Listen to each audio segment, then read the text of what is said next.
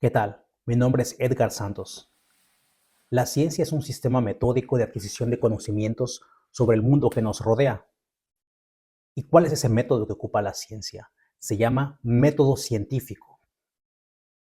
El método científico consiste básicamente en la observación de fenómenos, la formulación de hipótesis para explicar esos fenómenos y la realización de experimentos en los cuales se manipulan variables. Se tiene la finalidad de encontrar la causa-efecto en los fenómenos estudiados.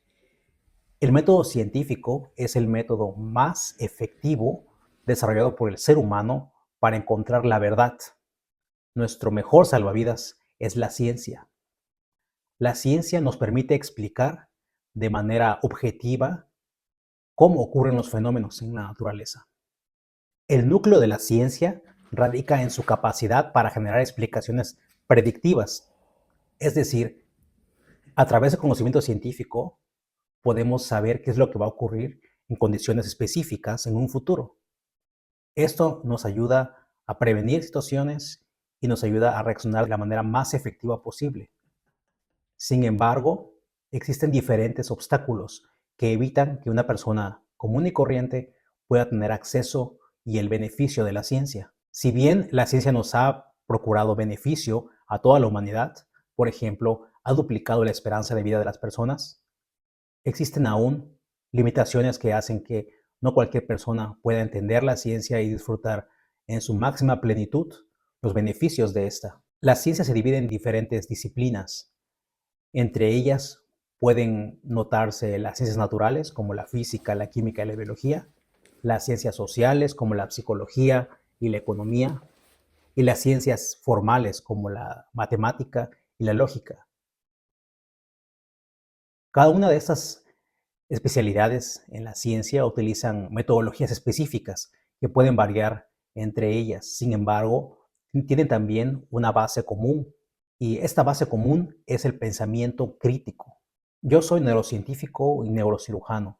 Además, tengo experiencia en una subespecialidad de medicina intensiva y cirugía de columna. Entonces, para yo poder brindarle a mis pacientes el mejor cuidado posible, tengo que tener la capacidad analítica de leer y entender de forma correcta la literatura científica. Entonces, en un futuro, las habilidades de búsqueda de información, clasificación, entendimiento, son realmente valoradas. Eso es a lo que le llamamos medicina moderna. Poder tomar la decisión en base a la mejor evidencia disponible a través de la ciencia. De esta forma se garantiza ofrecer la mejor terapia y tratamiento a nuestros pacientes. A pesar de la efectividad de la ciencia como de la herramienta para resolver los problemas del ser humano, existen obstáculos que evitan que podamos disfrutar de forma plena de sus beneficios. Si bien manejamos herramientas como el Internet y podemos contar con vacunas, medicamentos, que realmente son efectivos para tratar nuestras enfermedades, existen aún así problemas porque la ciencia tiene un alcance muchísimo más amplio que la mayoría de las personas no pueden disfrutar. Para empezar, hay un distanciamiento entre los científicos y la población en general. ¿A qué se debe ese distanciamiento? Entre los puntos importantes que se pueden destacar. Punto número 1. Para entender la ciencia se requiere un esfuerzo mental, un trabajo para poder leer, razonar, comprender, interpretar y aplicar. Entonces, no todos tienen la disposición de hacerlo. La etapa más adecuada para enseñar ciencia es desde la niñez. Punto número 2.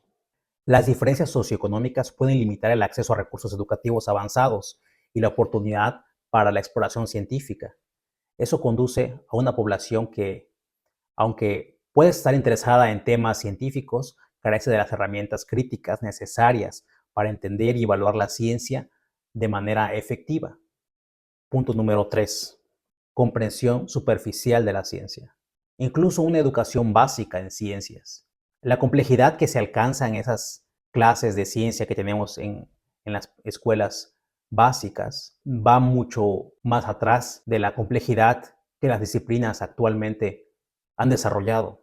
Hay áreas que han tenido muchos avances donde nuestro futuro depende mucho de ellas, entre ellas la física cuántica, neurociencias, genética, etc. Sin embargo, la mayoría de maestros de educación básica no han tenido aún experiencia con científicos de verdad. Por lo tanto, tampoco han experimentado de manera profunda qué es hacer ciencia, qué es generar el conocimiento, cuánto cuesta en cuanto a tiempo, esfuerzo, dinero, poder generar la verdad. Cuarto punto, desconfianza en la ciencia. La falta de comprensión de la ciencia puede alimentar la desconfianza hacia ella y hacia los científicos. Los malentendidos o la percepción de que la ciencia es elitista o inaccesible puede llevar a segmentos de la población a desconfiar en los expertos, también por ende a la información que viene de ellos.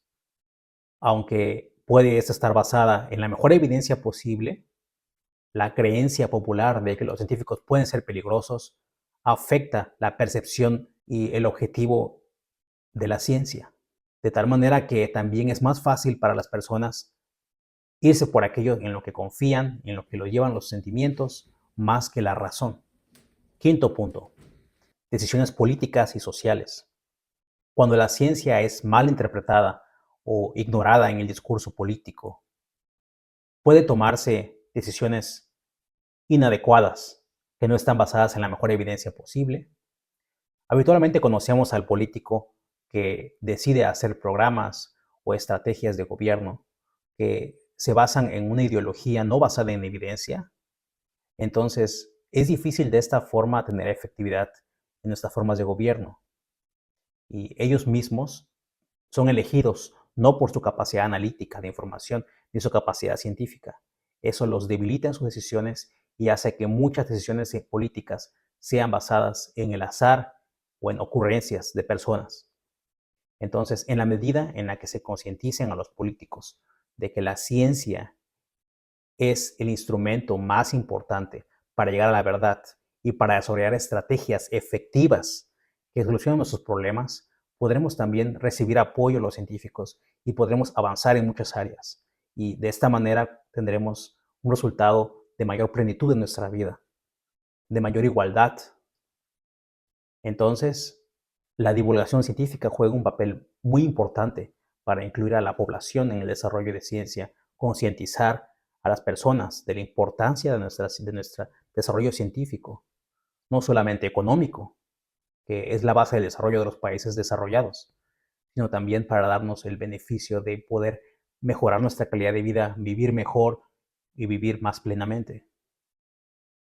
Los científicos y los educadores deben trabajar más juntos para que los educadores sepan más de ciencia y los científicos sepan más de educación.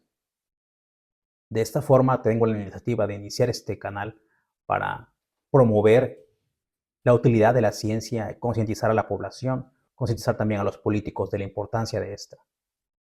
Es penoso que en Latinoamérica muchas universidades hayan perdido la esencia por la que fueron creadas. Entre estas, el objetivo principal de las universidades es crear conocimiento y de difundirlo en la población. No solamente son escuelas que enseñan lo que otros han hecho, sino que son puntos de desarrollo donde los docentes y estudiantes pueden crear nuevos conceptos, puedan siempre preguntarse todo, puedan generar desarrollos nuevos, preguntarse si la realidad actual es como debe ser, si hay formas siempre mejores de hacer las cosas. Eso es lo que se quiere alcanzar con la ciencia. Y para alcanzarlo, se requiere el desarrollo del pensamiento crítico. El pensamiento crítico es una de las habilidades más importantes que debe desarrollar el ser humano, sobre todo en la época actual, donde la inteligencia artificial va a tomar muchos de nuestros empleos y va a potenciar muchas de nuestras capacidades. Entonces, les invito a seguir este canal y tratar de entender mejor juntos cómo desarrollar el pensamiento crítico, cómo ser mejor en ciencia y cómo resolver mejor los problemas. Gracias por su atención.